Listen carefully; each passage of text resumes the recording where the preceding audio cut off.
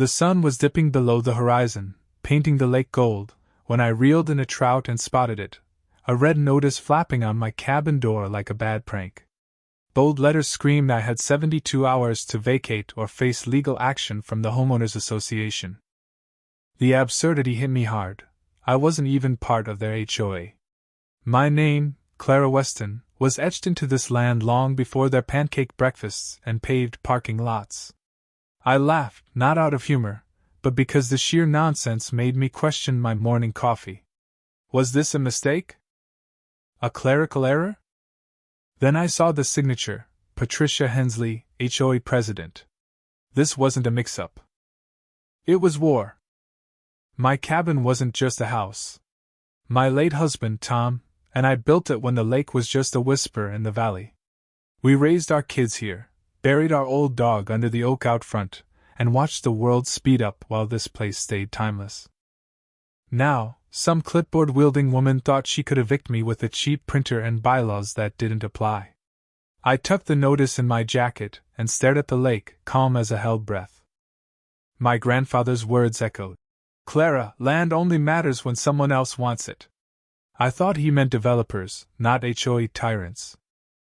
The Windy Shores subdivision sprouted a decade ago, with model homes and a clubhouse right by my lake.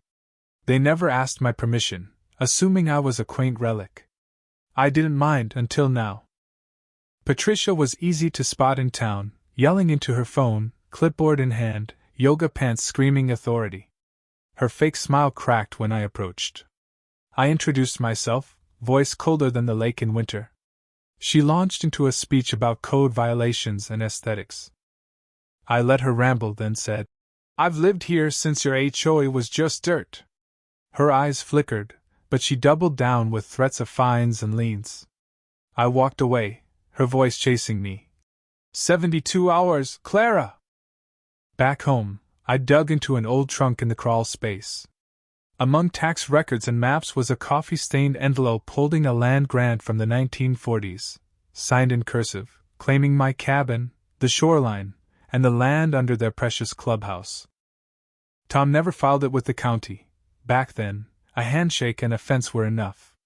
Not anymore. I drove to see Amos Carter, a retired surveyor with a mind sharper than his failing eyes. He laughed, scaring his cat, and confirmed the grant included the HOA's parking lot. That's your land, Clara, he said, notarizing his statement with a grin. The next morning, 2 HOA members in matching vests circled my cabin like vultures, snapping photos of my flower pots. I didn't wave. I called Ellie, a young lawyer fresh out of school, hungry for a fight. She devoured the grant, her eyes gleaming.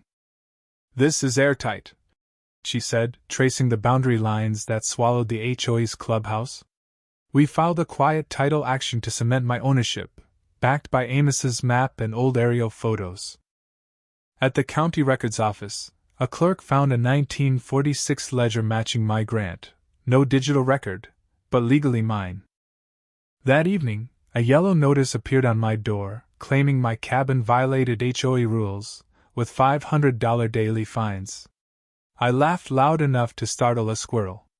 Ellie drafted a cease and desist letter, warning me not to confront Patricia directly. I asked if throwing a tomato at their next inspection was okay. She smirked. Use your judgment. Tensions escalated when I found red, no trespassing, signs along my shoreline. HOA member Greg looked uneasy when I confronted him. Patricia's protecting community assets, he mumbled. I replied. Those assets are on my land. He walked away silent. That night, I found a rusted key in an old tackle box, tied to a story my grandfather told about a valve controlling the lake's dam. I hiked to the vine-covered service station, unlocked it, and found a 1960s control system, untouched but functional. I didn't turn it. Not yet. But it was leverage. The HOA went too far when they fenced my driveway, trapping my truck. Patricia arrived in her white SUV, claiming the fence protected community property. I warned her she was standing on my land. She dismissed my documents, saying her rules applied until a court said otherwise. I called Ellie, who was filing the quiet title action. She urged restraint, but I watched as they hammered posts, caging me in. That afternoon, at the marina, Patricia announced lake access rules through a megaphone. I stepped forward, voice steady. I own the lake. The crowd turned.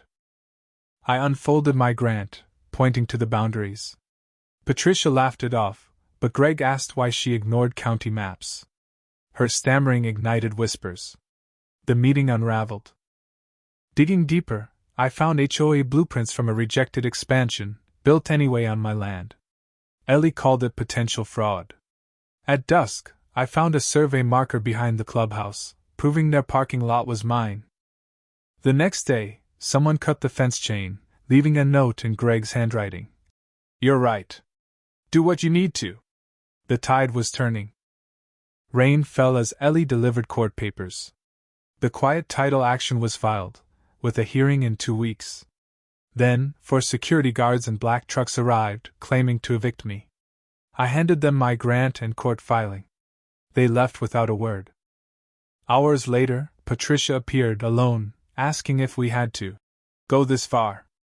I reminded her of her fences and fines. She left, defeated. Greg visited, revealing that Patricia funneled HOA funds to her own companies. Ellie called it criminal misappropriation, adding it to our filings.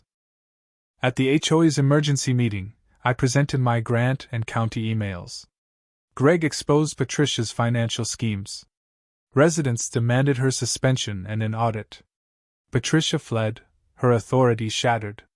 In court, Ellie dismantled the HOA's defense. Greg testified that Patricia ignored land disputes. The judge ruled in my favor, granting the quiet title, ordering the HOA to remove structures, and referring Patricia's finances for criminal review.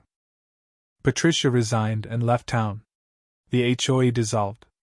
Neighbors celebrated by the lake, free of signs and fences. I hung a sign. Weston's Lake, community access by owner's invitation.